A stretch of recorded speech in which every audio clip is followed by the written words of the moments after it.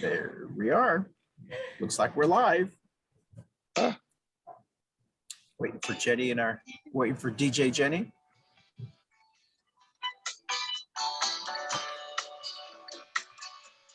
Oh, Margaritaville.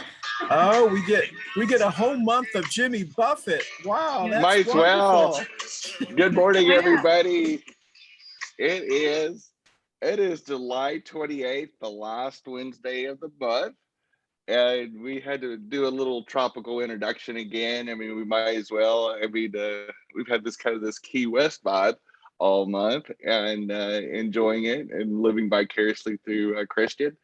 But good morning, everybody. This is Coffee Pan Dulce, and we're going to get this started. And I'll introduce our host and producer, Christian Cano. Good morning, everyone. Welcome to Coffee Pan Dulce. Once again, I'm Christian Cano, along with your co-host, Jenny-Jaymes Gunn. Mama Ruth is actually joining us, but she has to be off camera for just a little bit. Our also co-host, Barb Bacon. We missed DiFiore, who's been off for a while, and maybe he's been gone. Raphael. Yeah, he's not been on the show. I haven't noticed. Maybe it was the calming effect of no conspiracies. Okay, Whoopi. And then no, you're Megan McCain. So and then, shut it. Yeah, that's right. And then Raphael Prieto, who's a journalist from Charlotte, LatinX journalist from Charlotte. Hopefully he'll join us because of the topic today. And then of course it was great. Wasn't it great to have Dr. B back last week? Yes. Yeah. Wow. It seemed familiar, you know. I mean, he looked super relaxed too. Yeah,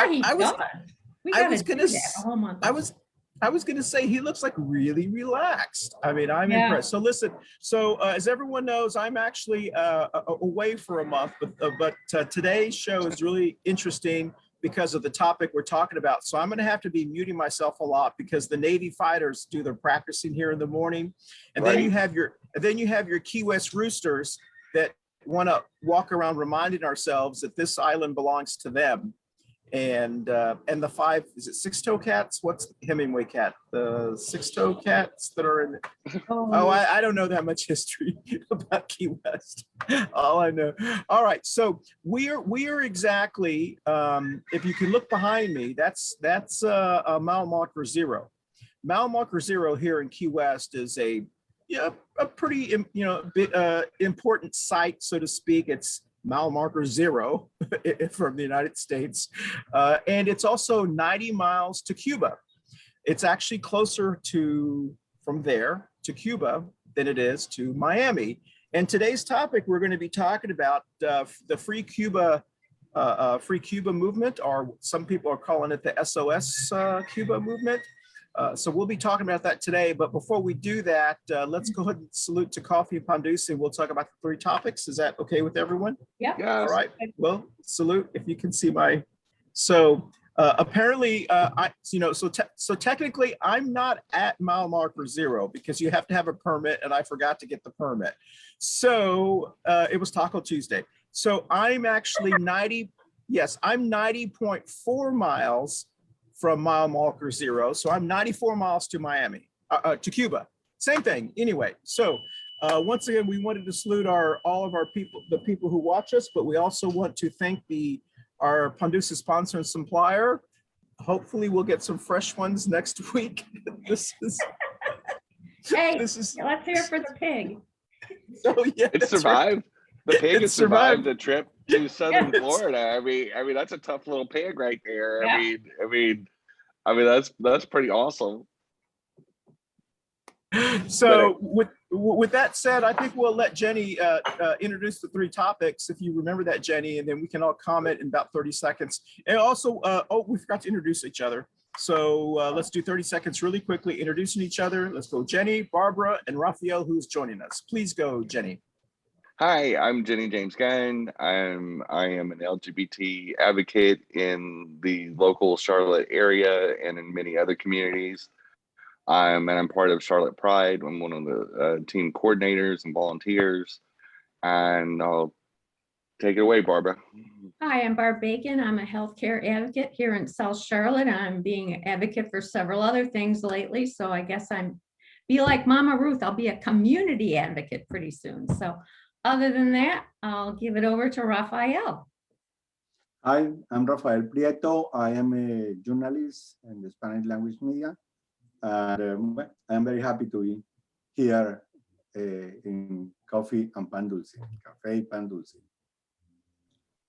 And once again, I'm Christian Cano, one of your co-hosts, along with all of the other wonderful people that are on our screen and those who will be hopefully joining us here. Mama Ruth, once again, is on, but she turned her camera off because of some event she's attending today. Once again, I am actually in Key West, Florida. So that mysterious place that everyone wanted to know where I was. We spent a wonderful month in the Keys, and in South Florida, so much has been going on. You're going to hear some roosters walking around here in a second, but we have 3 topics, current event topics that we want to talk about. Jenny, you want to introduce those?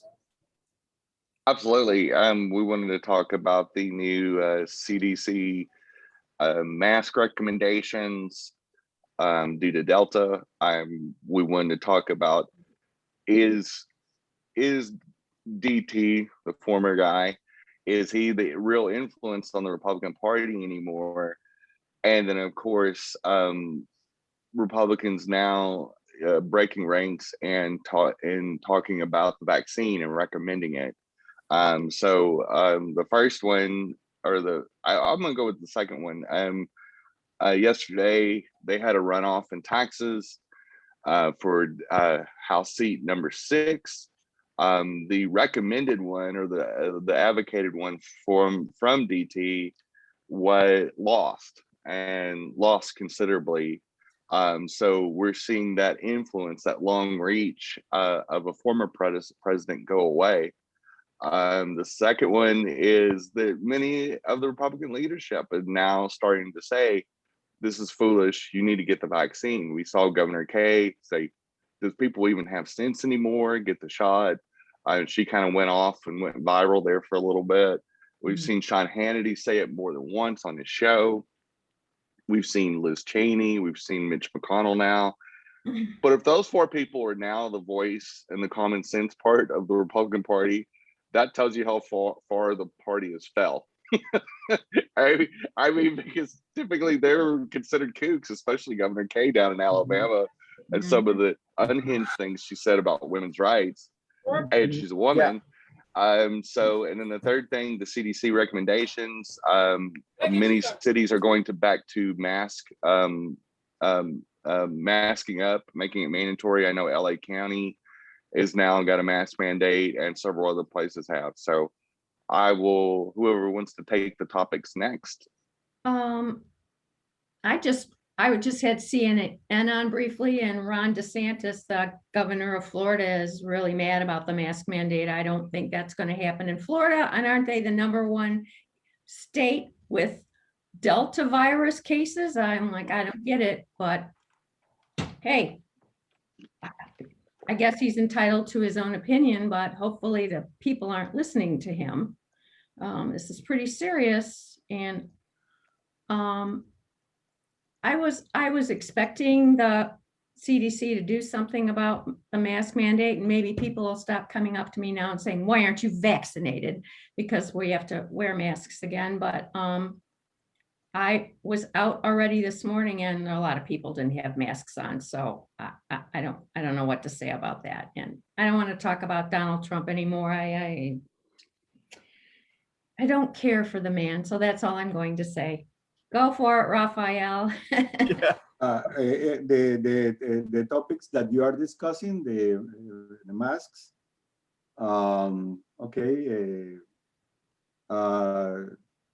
It seems like we will have the masks in the federal buildings and federal offices.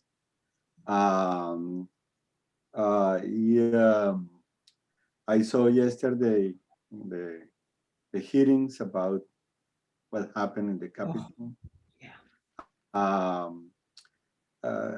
It was terrible to see the coverage that CNN says or presented from the outlets that support the big lie.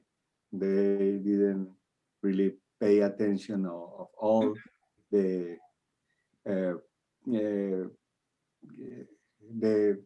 effects that had or have even now to the police that were in the capital. That was really terrible. Yeah, it was bad. Yeah. To show you how live this is, during our conversation, you saw me turning. There's actually someone trying to pull in their camper into this next one, and they wanted us to move the truck. So I had to act like I was looking at a chicken, but that's not what happened. So for me, the CDC guidelines, I think that wasn't unexpected.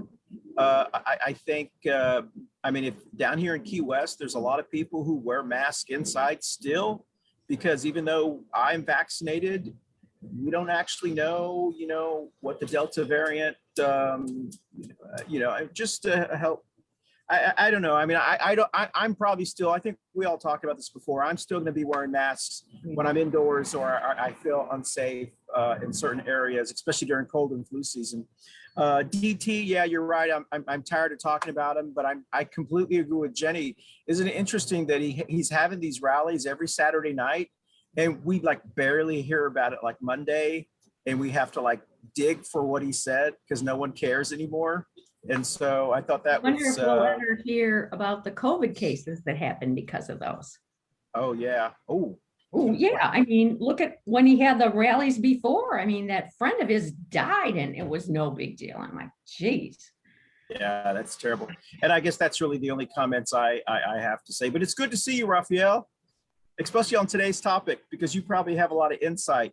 So, today's topic, it's new because we moved Jenny's topic to next week. We'll be talking about the non-discrimination ordinance, specifically the Charlotte non-discrimination ordinance. Isn't that right, Jenny? Is that still on for next week? Okay. Yeah, so we're doing the NDHndo Show next week, and it fit more with the timing of what's going on with the NDO. Yeah. So there will be a public hearing / I believe there's also going to be the vote on it on August 9th. So with that being August 4th, it's got great timing. We were also able to have council person Matt Newton on as well as our special guest, so that he can talk about the inside in and outs of what's going on in the city council and probably how he feels about it and all that. I know he is in support of the NDO because I've talked to him face to face about it. But so, and also this topic, I was invited to the SOS Cuba demonstration a couple weeks ago or a couple Mondays ago by several people in the local version of it, which is like Jorge and people like that are community advocates. Unfortunately, we invited Jorge on, but his family was coming in town this morning, and so craziness was all breaking loose in his house, with all the family who were coming in. So obviously he could not be at two places at once. And so we appreciate Jorge's voice, but I have talked at length about it from him. So I do have a few takes when we get a chance, and I know that Raphael was at the demonstration covering it. So definitely Raphael is going to have an insight because of the interviews and the coverage that he provided for the community. So really, I think we should lead off with Raphael's takes, thoughts, and his insight on what they talked about in the interviews. Sure, Raphael. Actually, the people that are working with Jorge, Jenny Duque and Mr. Alex, they asked for a demonstration this Monday. I didn't attend to this last demonstration, but what I thought that they were very wet because it was at the same time that we had this storm here in Charlotte. The mood of the people that they want to pressure President Biden to do more in Cuba. However, is the people that are pressure him to do things were the people that support Donald Trump all the time. And, and these people didn't ask for Donald Trump what they are asking for President Biden. They want that internet be available everywhere in Cuba. There is something that even is the voice on this topic is Marco Rubio. The situation in the island right now is really a retaliation to all the demonstration that initially we have at the beginning of July. But in Miami, they conduct rallies every day asking to push for freedom in Cuba. They decide to do something that they did several years ago. I believe it was almost 25 years ago. That is go with boats. The flotilla. Oh, The flotilla. I heard about that. Yeah, Yes. Yeah. Huh? And they went, nothing happened to them years ago or 20 years ago. They went there and they were not attacked directly, but it was a reaction from the Cuban authorities there. Some people went to the ocean. This time, nothing happened to them, and they were able to show colors in front of the Cuban capital. This is really something that never happened in the 62 years of the Cuban regime. Never before the people have been in the streets in the way that it happened in the first days of July. It was unheard that somebody called anyone assassin in the streets of La Habana or any place in the island, or say the freedom, or call the now President Diaz-Canel telling a word that is in Cuban very nasty. They call singao. That is something that is a very dirty word in Cuba. Locally, the initiative of the demonstrations are by people that are Cuban Americans, people that are leading the demonstration. They both were born in the US. They both were born in Miami. But however, they say that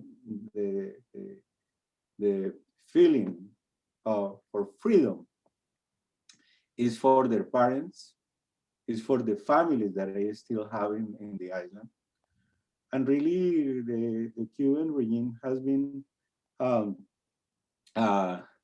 horrible in what had to be or regarding the human rights, the rights for the people for freedom of expression, the rights for the Cuban people to have political parties different than the Communist Party. It has been always something that is managed by the state. Please. And I wanted to jump in just real quick. Barb, raise your hand then. Yes. Raphael, Are the people in Cuba getting money from the families in the US now since Biden got rid of No, that? still, no. uh, The policy hasn't, the system hasn't been established yet. The Okay, argument is that the US government wants really to have to be sure that the Cuban authorities don't get advantage of the right. Take the sending the money. remittances. Okay. However, I must say that no matter what, if the Cuban government gets some money, it's necessary to send the remittances because the situation in the island really is very bad. And during the years that possibility to send money to the families in the island, it was very good, was extremely good, because the people had at least some Little money. economic liberty. Really, it has, everybody has talked about President Obama and how stupid he was, because that's the word that they use in having an agreement with the Cuban authorities. But most of the people didn't understand what was the objective of him to have these relationships and this relationship. The first one was to have this in the hands of the Cuban people. That was the first thing, that was the objective. And the regime tested. Okay, let's give the possibility of the people to have internet. And you saw what happened. And the people have the chance to communicate with themselves and have a purpose. The results are very clear. That was one of the objectives of Obama. The other thing is that for the people in Cuba, was for the people in Cuba to have some money to establish a small business. And there were hundreds of places that started business for the tourists, the paladares, and the people had at that time some money, different, was an experiment to have independent people doing commerce. That was other objective of President Obama. And the chance that the people, that was a third thing, for the people to have ATMs. Because if the people had ATMs, it hasn't happened. It hasn't happened, but that was part of all this policy of improving relationships between the United States and Cuba, but with the purpose for the people to be empowered. When President Trump took over, everything went to the same situation than when Mr. Helms and all these people started these rules, very harsh rules against the government, but that at the end didn't do anything in more than 50 years. Real quick, I wanted to break in and just get Christian's observations of what's going on right there in Southern Florida. I know that it's been going on strangely about the time that you got down there. So if you could just give us an insight on what the locals are saying that are doing the SOS Cuba protests and kind of the locals' reactions to it, if you could. Yeah, that's a great question, Jenny. And that's why it's so interesting to hear from you guys, because I'm not there. And if I were not here, I would think because of some of the stuff that I've heard from people in, Charlotte, Mecklenburg County, and I have to be very honest with you, I'm a Democratic Libertarian. Most of the people that are posting stuff on social media are Republicans, or, one of them we know, a very good friend of ours, Free Cuba, let's send arms to them and all this kind of stuff. It's all this, gung-ho stuff.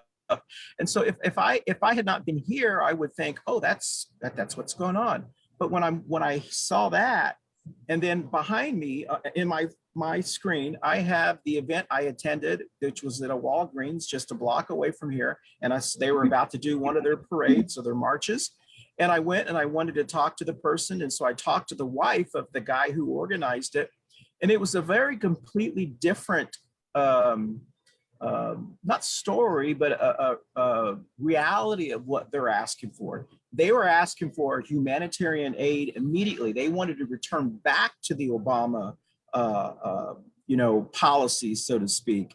And I asked the person, I said, but, I'll be honest with you, I'm from Charlotte, North Carolina, and we understand that a large part of the Latinx community, specifically Cuban Americans, voted for Trump.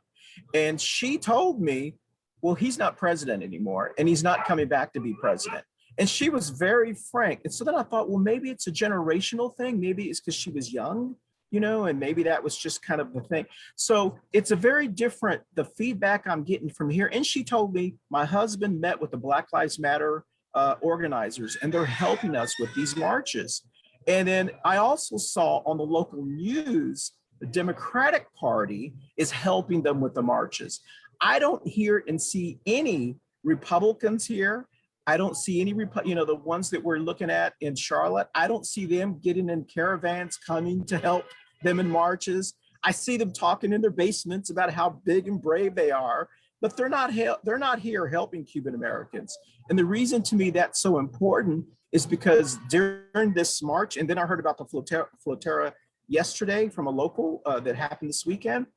And they said that, the Cuban Americans took their boats up to the international line, and the Cubans, and they exchanged information. And she also told me that the Cuban Americans here know that Biden is using Guantanamo Bay to help spread internet, because we have that bay. And so there was a lot of information here that was we're happy with what Biden is doing, but we want more. But there was nothing, it's different than what I'm hearing from Charlotte, where they're like, Biden's doing nothing, you know what I mean? So it's like this very different perspective. I will say that Senator Marco Rubio, who was very upset at Biden because he hadn't made any statements, and he is more in line with like the Charlotte Republicans that I'm hearing. They want tougher sanctions. They want like Trump tougher because they want to squeeze out the government. I guess that's their philosophy, to do what they've been trying to do for 60 years. It hadn't worked. The people here I haven't heard, and I've been trying to talk to like locals, it's, when I see them and so forth, I'm not hearing that information. And so it is a very different story here than I'm hearing from Charlotte. And so anyway, so it's interesting to hear what Raphael and everyone else has to say. So, Christian, do you think that it's the GOP trying to slant it in their direction? What do you think? The Cuban American community own animal, let's say it, with different perspectives and different moods, depending on the population in the country. For years, every year more Cubans become Democrats. That was for several years. And the older generation, people that came in the 60s, are the ones that really are pushing for a strong measures against the regime, and they are always very conservative and very vocal about the relationship between Cuba and the United States. But in Miami, in general in Florida, year by year, were more Democrats involved in the Cuban that become Democrats.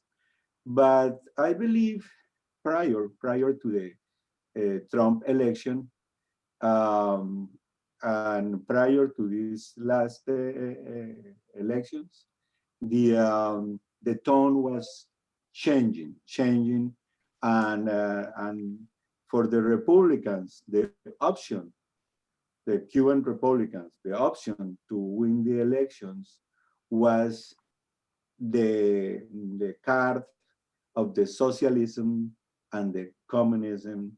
That was the card that was used. And it was used in inventing wherever. There was the big lie that we know was is a reality. That was a reality. The idea was that the United a communist country, that we become a mirror, it will be a mirror of what is going on in Cuba, and a mirror that what is going to happen is happening in Venezuela. It was so that was the way that the campaign was handling. On the Spanish media, on the English language media, through the Cuban community.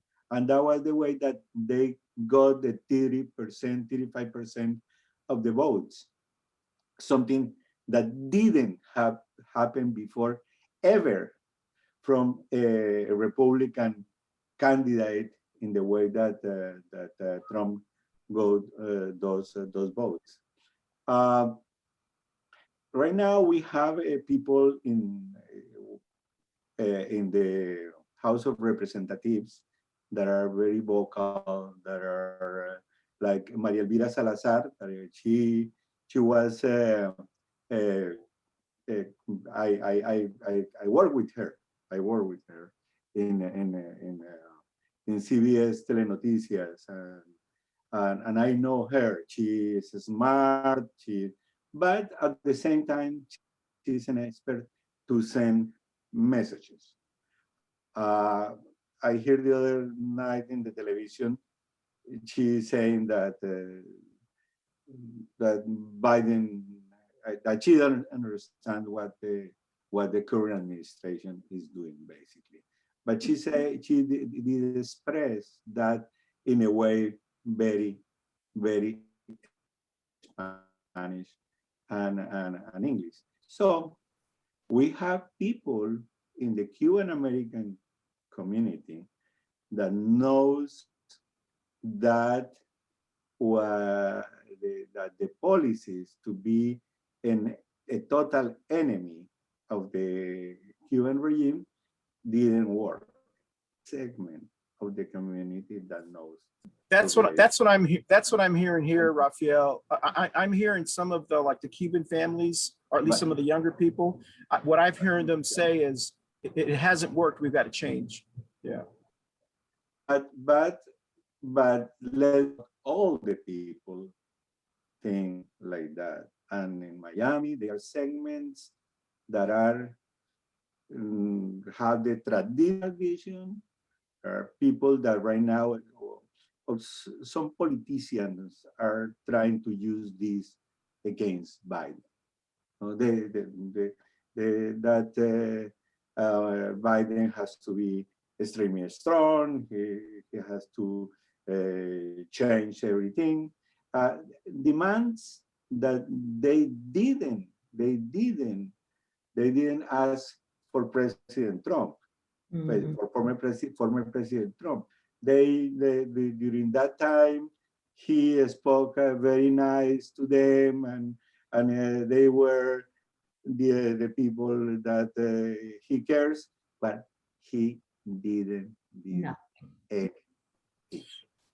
Question, Raphael, and then I have a question for Barbara as well, and then Jenny, of course, you, because you're pretty hip on kind of like the wins, so to speak. I'm wondering if this disconnect between some of the people that we're seeing, and I'm just saying Charlotte because that's where where I'm from, but people who are like north of Florida, who are jumping on like this Marco Rubio. We need to smuggle weapons. We need to do this. We need to Trump 2.0, all that kind of. If they are so disconnected with the actual population here, that when this is over, they're going to lose people, maybe people who supported them in this last election, because their messaging is so disconnected. Because what I heard from a lady at a restaurant just 2 blocks, it's a Cuban restaurant, just 2 blocks, and I was talking to her, and I said, ma'am, I said, what exactly are you, is your family in Cuba, looking for? And she said, humanitarian aid, looking for opportunities, the right to free speech, internet. And she told me that they are getting it through Guantanamo Bay. They're doing some things that's what she told me. I don't know if that's actually true, or they're trying to do that with balloons or something that they're trying to do. But then she told me, she said, one of the things that my family in Cuba loves is their free health care.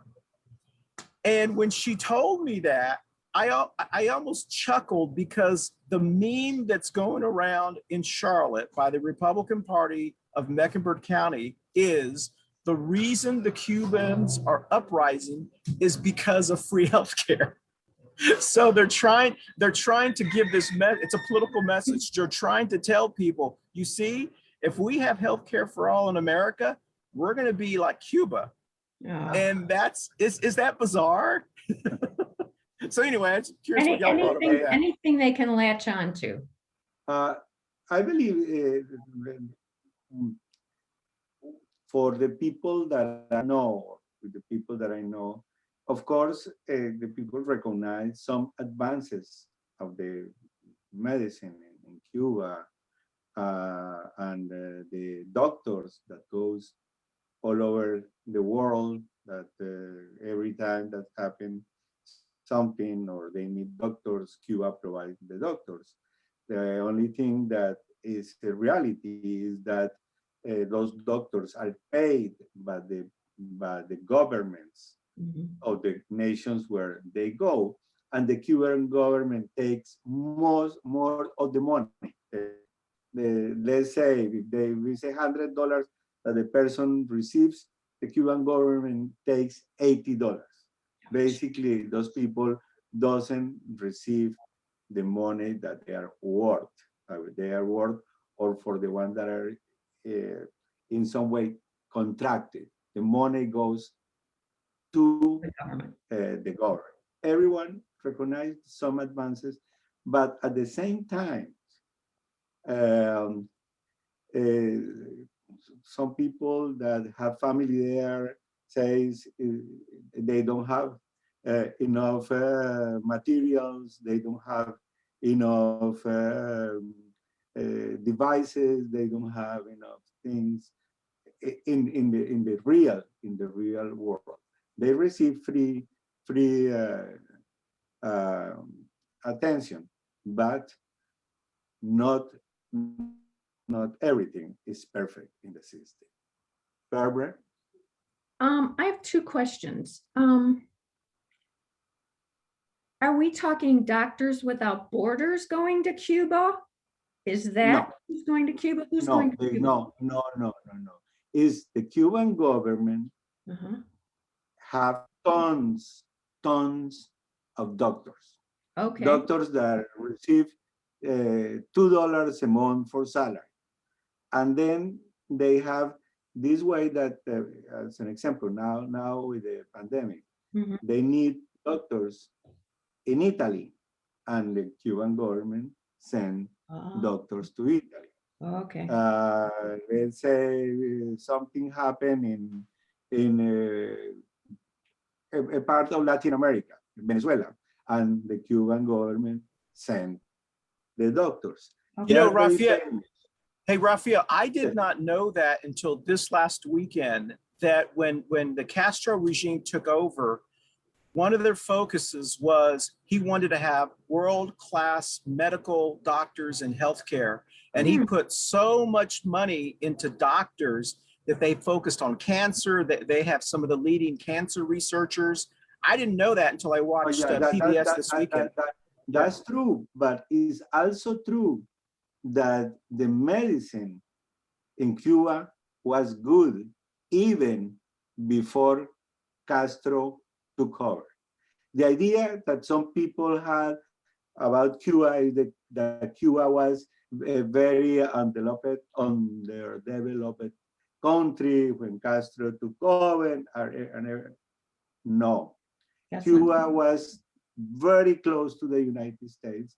All the advances that the country had in the 50s before the revolution were reflected in Cuba. The text that I studied in when I was in high school, several or around the revolution, after the revolution, those texts that I studied for algebra, for mathematics, they were written and produced by Cubans. The geography that I studied about the world, about the Americas, were produced by Cubans before the revolution.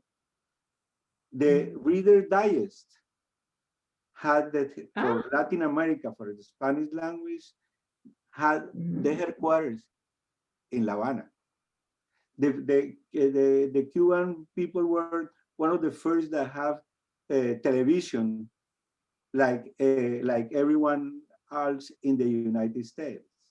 That didn't happen in other parts of Latin America.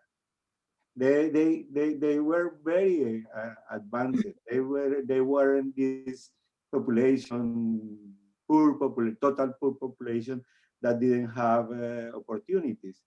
They didn't have opportunities because since the republic was established in 1902, it was unfortunately it was unstable. They have some presidents elected by a regular election, and the military took over, and it was very unstable.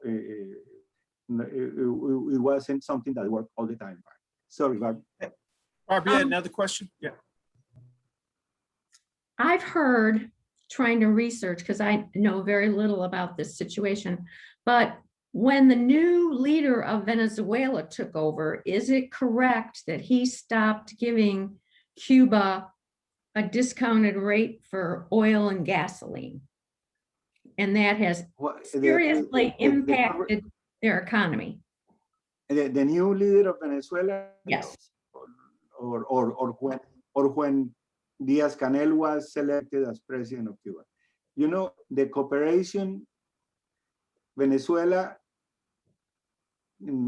helped as far they can. Okay.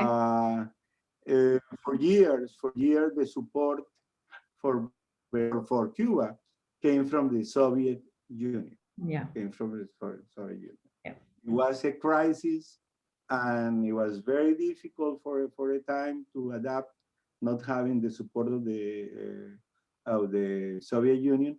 But when Chavez took over in Venezuela, Chavez started to send all the help imaginable, especially regarding oil, regarding the possibility to have money for Cuba and to don't have the tons of problems that the Cuba.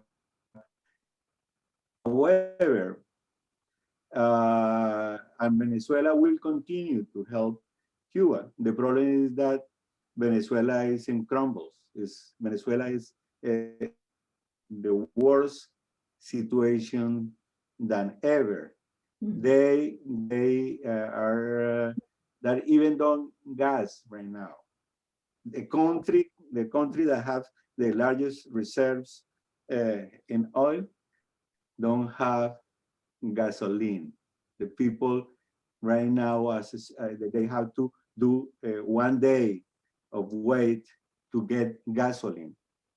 The second city in the country in daily basis doesn't have energy, doesn't have the lights, doesn't have the possibility to watch TV from in a house, because Sounds like Texas. There you go. That's sacrilege. Good analogy, yeah. Those compare, this is something that they experience in daily basis. For one time I had a mother and a son as roommates in my house, and I didn't understand why when they wake up and they were going to take the first elements in the morning, the breakfast, they didn't turn on the lights. They didn't turn on the lights. Why? Because in Maracaibo, the people in the mornings usually don't have electricity. Mm. And this is something in daily basis. That is something that is happening. So right now, Cuba received help from Venezuela, but Venezuela is not in a position to help as before. What is true is that regarding the military, the military, the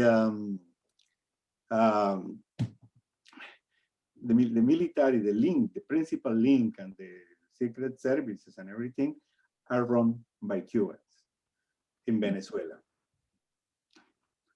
And the people in Venezuela, the people against Maduro, the president of Venezuela, see him as a satellite of Cuba, that the orders are given not in Caracas, but in La Habana.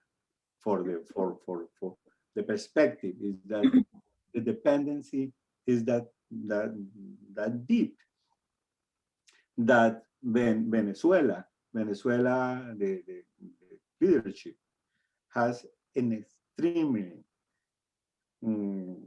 strong relationship with the Cuban government. So I think also too, no, you're fine. I wanted to, can you hear me? Yes. Am I coming through? Okay. Yeah, because I'm having internet troubles here, so I had to hop off and jump onto my Wi-Fi or to my data. But anyway, I They think hear all in La Habana. Yeah. Now I'm feeling a little Cuban here, or a little Texan, one or the other. At least There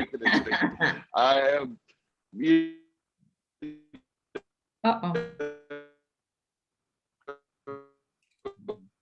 We can't hear you, Jenny. Yeah, now you broke up, Jen.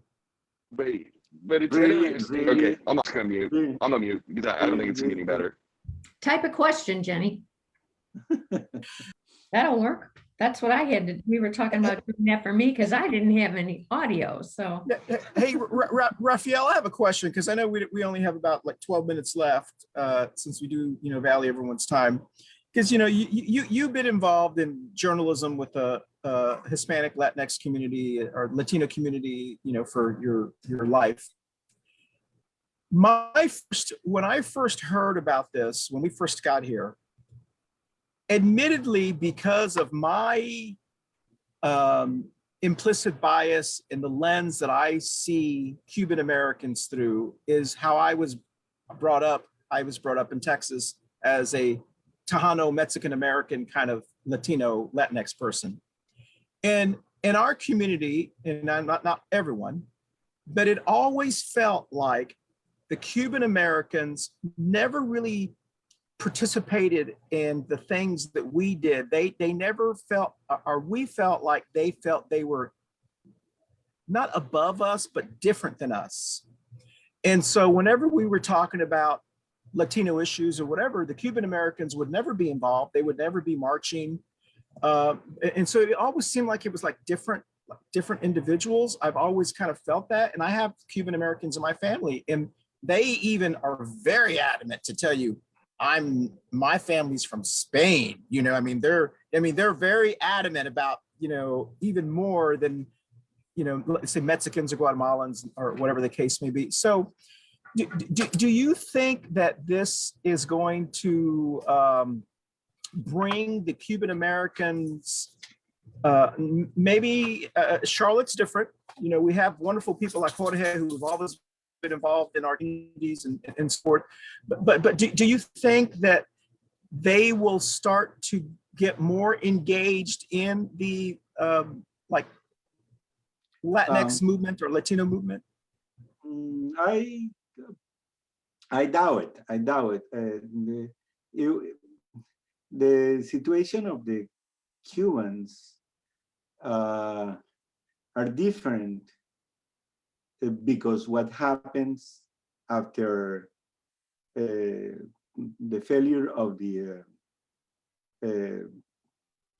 Cochinos, well, I don't know, the pigs after the Pigs Bay invasion, that changed completely the concept for Cubans to the relationship inside the United States with the United States government and with the Democratic Party. The Democratic since that was lost and the people from the invasion were captured, and it was in the middle of the relationships between the United States and the Soviet Union. So they saw that the Democratic Party, it was very, very, it wasn't very strong with Cuba, and they decided to become Republicans forever. Okay. And the other fact, in the other middle, was that really Cuba was at one point in our history to create the Third World War, a real war with atomic weapons. That was October 20 something in the 60s when Kennedy, he presented himself in the TV and say to Khrushchev, those ships cannot get to Cuba, and we are going to take the measures. And Khrushchev sent back the ships to their bases in the Soviet Union. But what was the agreement? You don't touch Cuba. The Russians say, and you don't touch Germany, or you don't touch the area where the United States had the missiles in Turkey. So Cuba became a place that United States cannot invade, cannot take over. It was a buffer forever until the Soviet Union went down. So in a way, the Fidel government was protected by that policy. Real quick question, and just hear what you have to say. And Jenny had posted something. I think the Republicans are using the opportunity only if they cared. Why didn't they not help Cubans during the Donald Trump administration? I think that was from you, Jenny, and it's probably not going to get better. The question I have, and this is just, once again, we all suffer from implicit bias, and we should do a show on implicit bias. I have biases. The reason I think my biases are here, and I'm working on them, and I'm so glad that I know Jorge, and if he's watching the show, and I know he will watch it later on. If when I was growing up, there were non-Latinos or non-Latinx individuals in Texas were so mad when people who looked like me spoke Spanish. They said, if you want to be in this country, you should learn English. English is America's language. And this is, and even in border towns in San Antonio and El Paso, there were still those complaints, even though it was a majority, you know, Hispanic, Latino, or Latinx. But yet in South Florida, you very rarely find a Cuban American who speaks English. They all speak almost all Spanish. And so it's, and yet those same people who tend to be white Republicans who are upset at those immigrants coming over the border, who are trying to bring all this kind of stuff and they need to learn English. They're the same ones that come down here and saying, oh, I love the Cuban culture there and the Spanish and the pulled pork and the black beans. And so there seems like it's like they consider them to be the good Spanish ones and we're not the good. And so I know that that's not the Cuban Americans' fault, but that's sometimes how it felt. First of all, there are some generations right now of Cubans that doesn't speak Spanish perfectly or doesn't speak Spanish. But really, in Miami or in the Cuban community, usually the Spanish contain at least for 3 generations. At least 3 generations speak and write Spanish. Something that they teach to the kids is something that they didn't experiment a discrimination as the people receive the discrimination in the Southwest. It was a completely different situation on the immigration. The first people that left Cuba were the people that had money that went to Miami. People that had money, or the people that have an academic history. The people that were professionals. So for them, it was very easy to develop this thing in Florida. Plus, they receive government assistance. I haven't heard from any person that is undocumented from any country that received government Exactly. assistance. I didn't hear from any undocumented that they used touch American soil and both if both feet were in if their feet were in the place, they can become residents of the United States.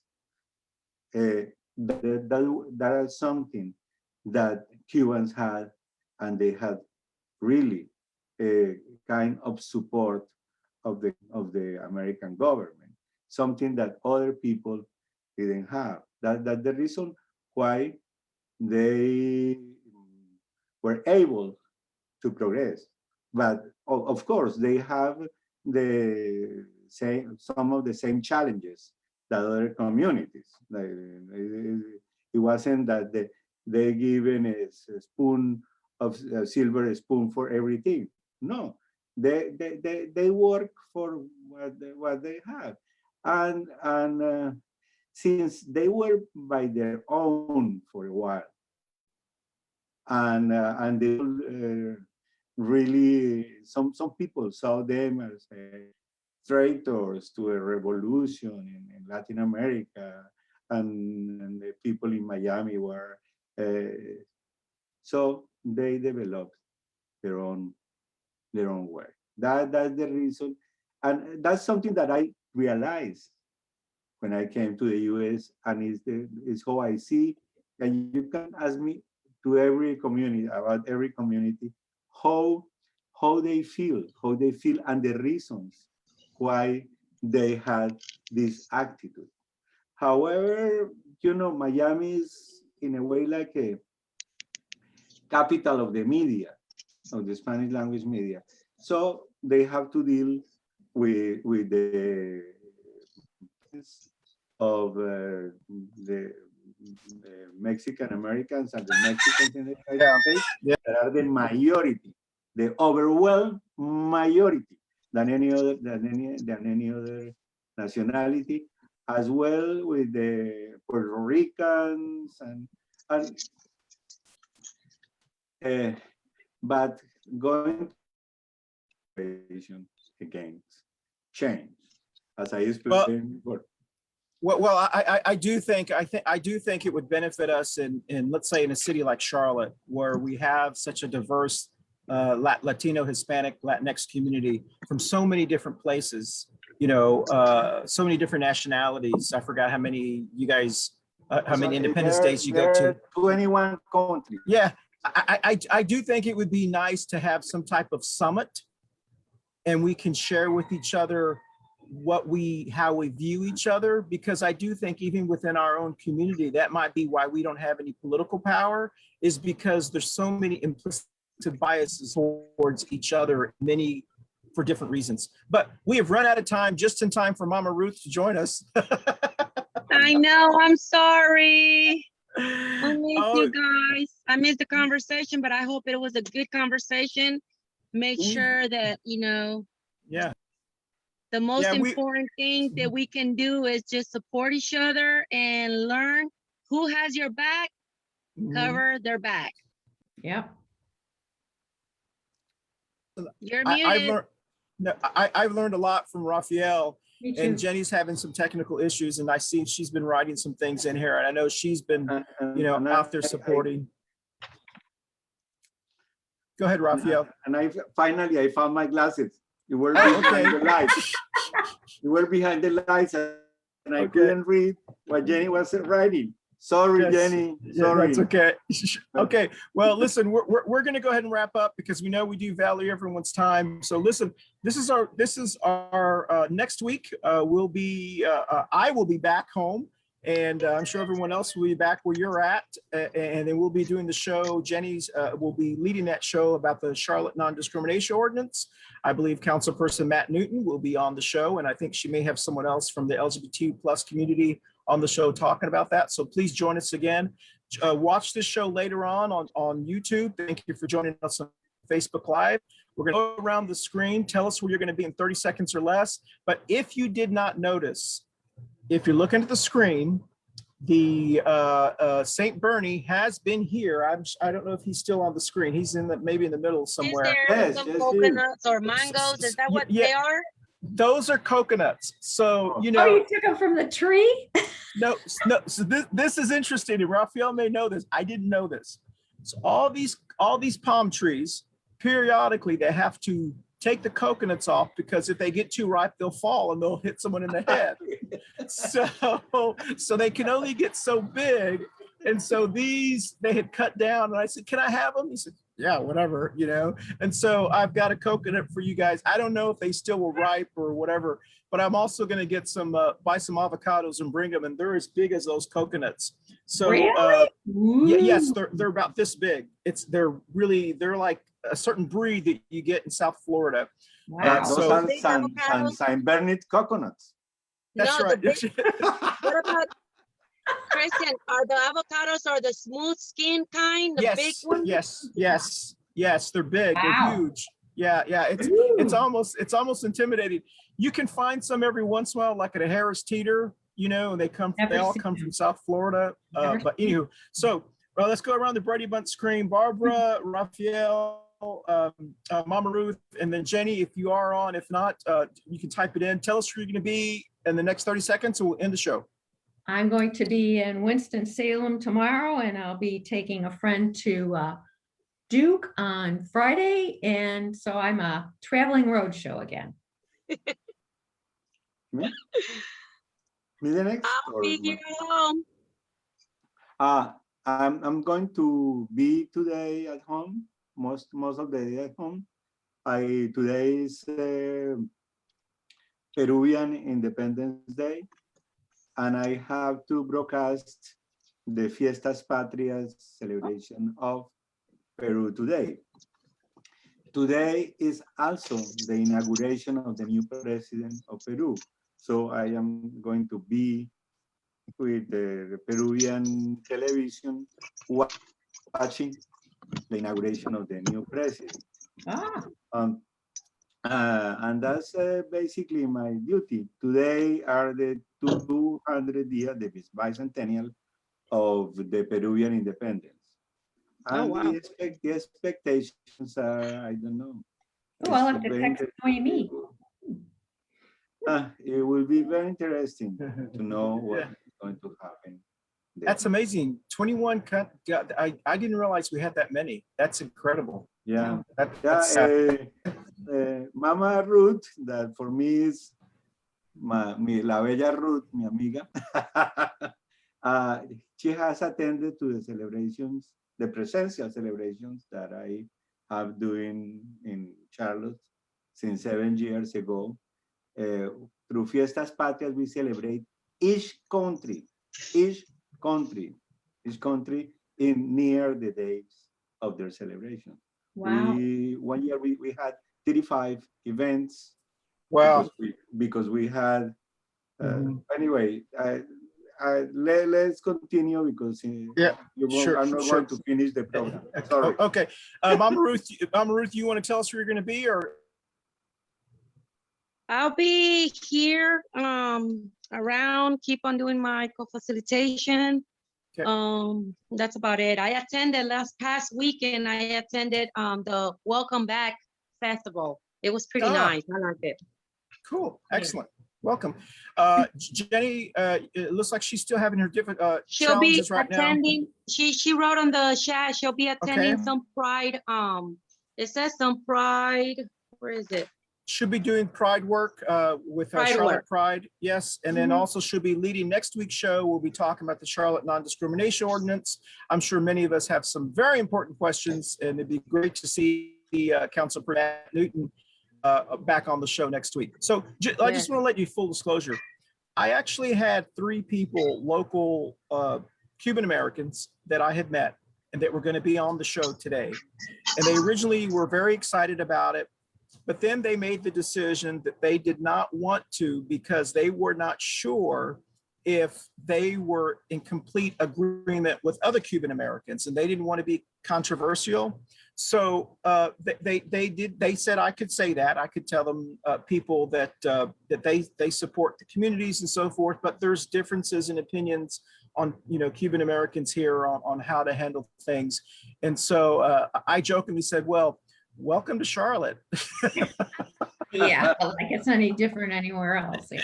Exactly. So, but it is so wonderful to be here, and I miss all of you. I've had almost way too much sun. So we will see you next week on Coffee and Pan Dulce. Please stay on so we can do a promo on Zoom. But otherwise, we will see you next Wednesday on Coffee and Pan Dulce. And once again, I am 94 miles to Cuba. Bye, y'all. Okay.